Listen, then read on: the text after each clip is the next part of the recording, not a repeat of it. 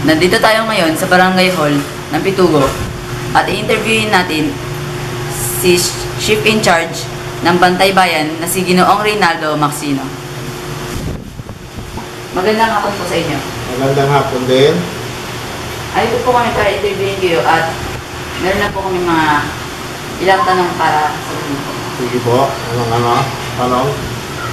Ano po ang layunin nyo bilang sa tagapagsilbi ng inyong barangay? Ang layunin namin dito sa trabaho namin bilang peace and order, magkaroon ng kapayapaan dito sa ating barangay Pitugo. Ayun ang layunin namin dito, mapanatiling payapa ang barangay natin,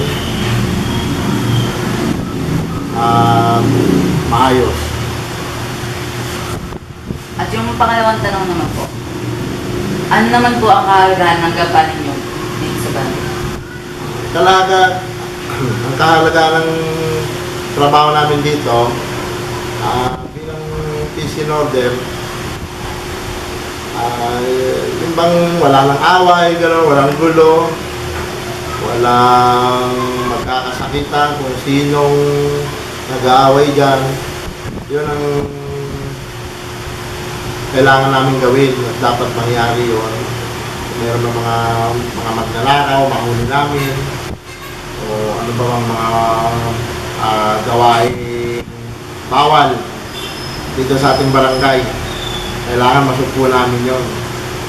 Hindi lang kami, kasama namin mga kapulisan natin dito sa barangay dito. Yun lang. Maraming salamat po. Okay.